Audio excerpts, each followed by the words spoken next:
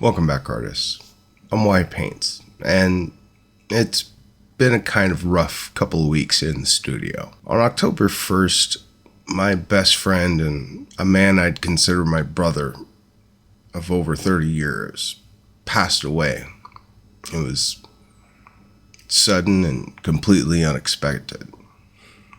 So as you can imagine, I haven't been in that much of a creative mood. But one of the things that stuck in my mind is that he was one of the first subscribers here on this channel, and he wouldn't want me to derail what I'm doing here. So the show must go on. Now, while I had planned on doing more Kingdom Death weeks ago, it's a bit bittersweet because it was one of the last games we played together. With that said, meet me over at the painting table. I'm gonna grab my brushes. Let's get started.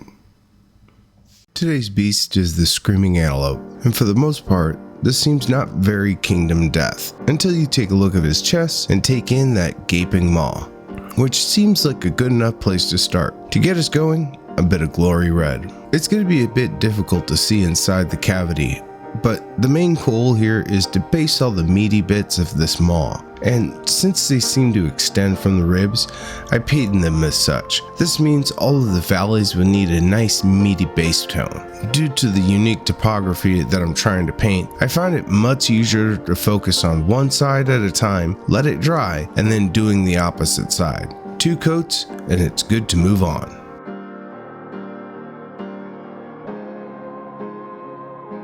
To add a bit of texture, toxic boils. Here, the goal is to keep the highlight within the deeper parts of the valley. We want this to represent the intermuscular fat that makes rib meat so nice and tasty. So I'm just letting the tip dance a bit and start building up some texture. It won't look like much on the first pass, but with the second, it starts to develop that natural looking pattern, though it may be hard to see without the bones.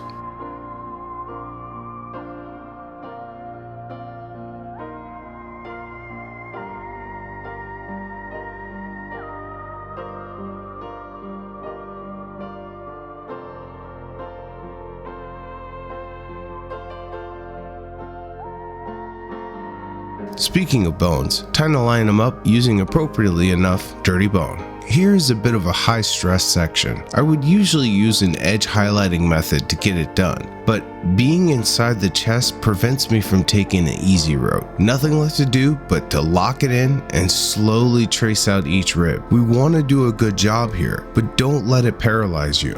You can always go back with a touch of toxic boils and red to clean up as needed. Plus, I'll be adding some weathering next, so it should hide any tiny oopsies that might happen.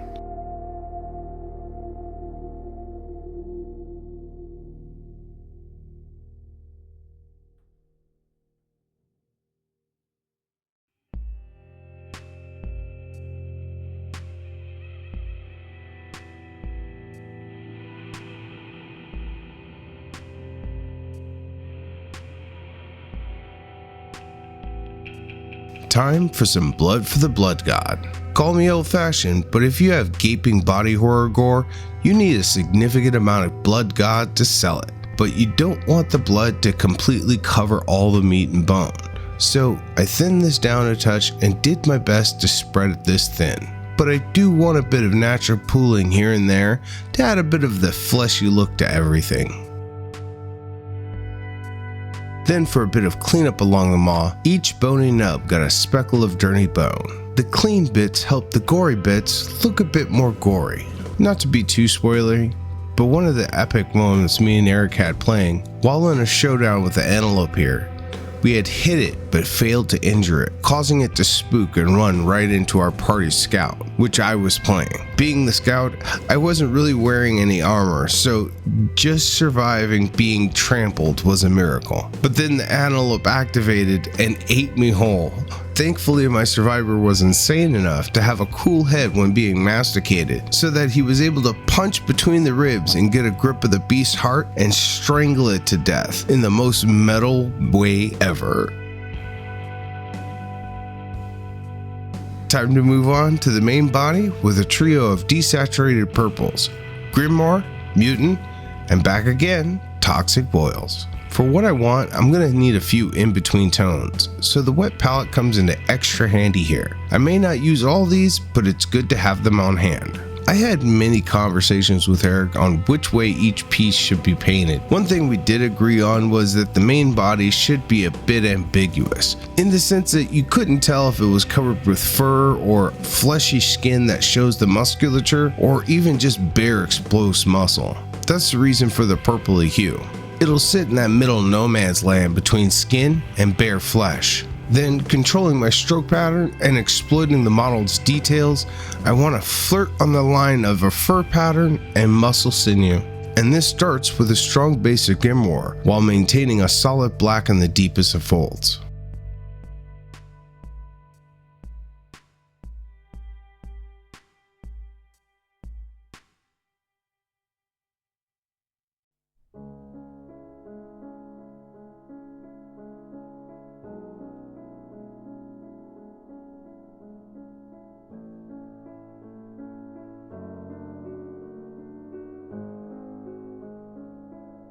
Then, as I move up through the mixes, I switch to thinner and thinner strokes and stack them on top of each other to build a streaky grain in line with the model details.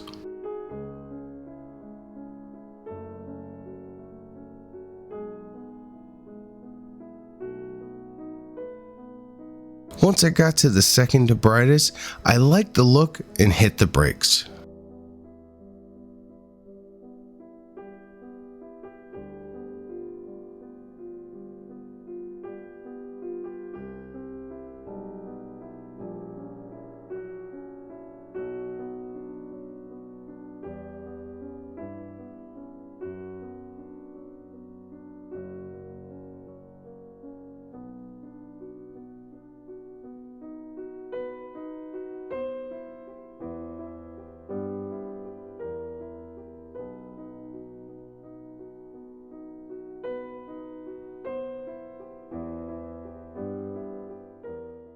With the flesh nice and fleshy, I figure it's a good spot to take a second and thank my subscribers over on Patreon. Your monthly support motivates me to keep cranking out models. If you would like to join the Painting Pantheon, you'll find a link to the Patreon below. With that out of the way, let's continue our journey through the Kingdom of Death.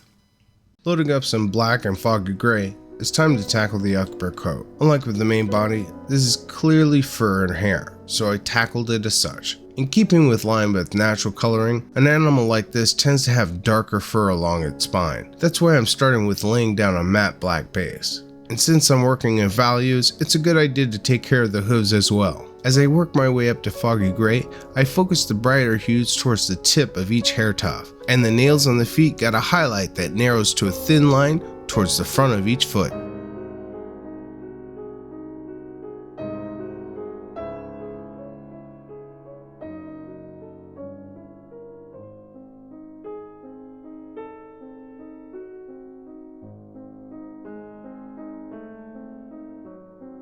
While painting, I was reminded of another gaming session with my buddy. We had just limped through our fight with a Kingsman who had wiped our entire A-team. A big setback, but we figured we had a pretty good B squad and we could gear them out and build them up to push through to the end. But over the course of tracking a white lion, 3 of our 4-man party had already died. And one step away, the last member got ambushed by another white lion. Through a marathon session of miracle rolls, Marty McFly, the lone survivor using dual katars, dissected the ambushing lion, then the original lion he was hunting. This guy came back a hero. That year, he coupled many times, but Kingdom Death is not a happy place. The very next in-game year, he heard some whispers in the darkness calling him, and his curiosity got the better of him, and he ended up wandering out into the darkness, away from the scant safety of the lantern horn's glow.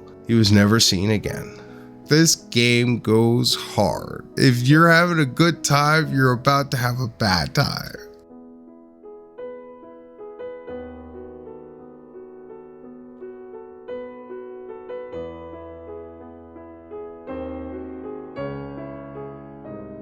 I want Bambi here to have very pale eyes to match his coat, so I started with a base of dirty brown to define and shape each eye.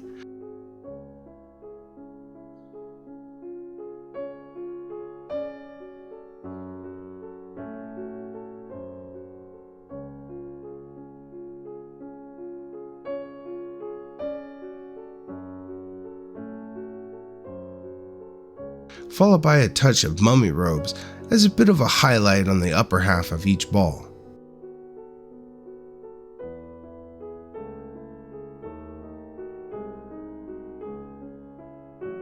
While the eyes dried, I grabbed some dirt splatter. This is to take care of the horns. Well, I did think about doing them in bone to match the ribbing, but then I remembered this is Kingdom Death. The rules really don't matter. So, in a way, making it not make biological sense makes more sense.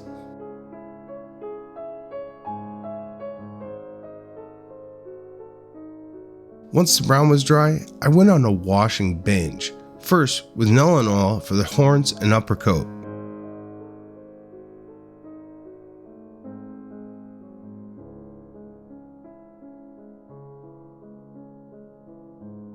Followed by a deep purple wash for the main body. These are steps that can be overdone, so thinning down my wash gives me a bit of insurance from dulling up my highlights too much, but it's still important to watch for any pooling on the underside. It's tricky like that. To quickly do something with the base, I grab my grays. Starting with the darkest shade and working my way up to my lightest, I stippled on a continuously narrowing center highlight. For my set, I'm keeping the bases as simple as I can so the sculpts can be the focus. And bonus for me, simple is very fast to paint.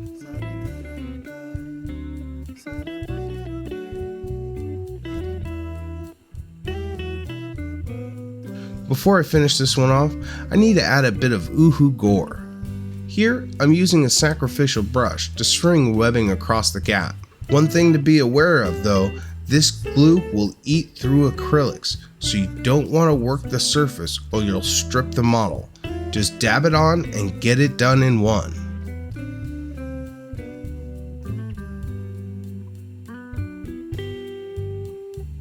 Now, as much as I like the look of a milked over eye, I think it needs pupils. So using a dot tool, I gave each eye a pair of dots that I then connected later with a brush.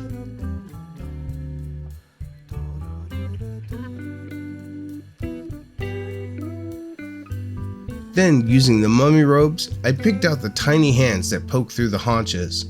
These are tiny details that are easy to miss, so it's not the end of the world if you're not feeling confident enough in the steadiness of your hand. But if you're feeling brave, a few tiny dabs and you can pick them out nicely. Finally, I felt the maw could use a bit of a refresh of the blood over the dried glue. So a bit here and there was all it took for me to call this one done. And he looks good. I have him posed here with a couple of survivors, and I'm glad the choices fit in with the overall feel I'm going with the rest of my set. But what do you think? Is this the direction you would take your antelope, or did you cook up something more grotesque? Also, what monster should I do next? I'm all ears waiting for your answers down in the comments. But in the meantime, I'm gonna have to keep busy and get working on my next project. So as always, thank you for watching, stay creative, and always enjoy the process.